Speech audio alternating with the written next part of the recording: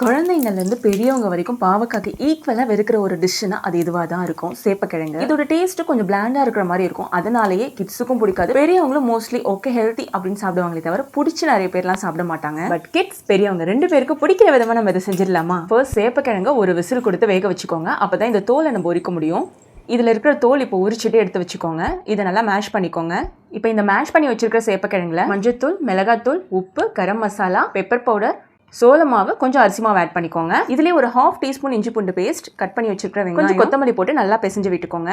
Mix பண்ணிட்டு ஒரு 10 minutes அப்படியே இருக்கட்டும், மூடி வச்சு. அதுக்கப்புறம் ஒண்ணுமே இல்லை, நம்ம கட்லெட்க்கு எப்படி தட்டுவோமோ அந்த மாதிரி தட்டி ஷாலோ ஃப்ரை பண்ணி எடுக்க வேண்டியதுதான் தவால. இதுல எங்க வீட்டில் இருக்கிற எல்லாருக்குமே ஆனியன் வந்து கொஞ்சம் கடிப்பட்டா பிடிக்கும். ஸோ அதனால நான் கொஞ்சம் லைட்டா பெருசா போட்டிருக்கேன். பட் உங்களுக்கு கிட்ஸ் அந்த மாதிரி சாப்பிட மாட்டாங்க அப்படிங்க இன்னும் கொஞ்சம் குட்டி குட்டியா கட் பண்ணி போட்டுக்கோங்க. இதுவே நீங்க 2 வயசுக்கு கீழே உள்ள பசங்களுக்கு கொடுக்குறீங்க அப்படின்னா ஆனியனே இல்லாம கொடுத்து பாருங்க, அவங்களுக்கு இன்னமும் ரொம்ப பிடிக்கும். இதை நீங்க குழந்தைங்களோட ஸ்நாக்ஸா கூட கொடுக்கலாம். இந்த மாதிரி நிறைய வீடியோஸ்க்கு நம்ம சேனலை சப்ஸ்கிரைப் பண்ணிக்கோங்க. வீடியோல பார்க்கலாம். பாய்.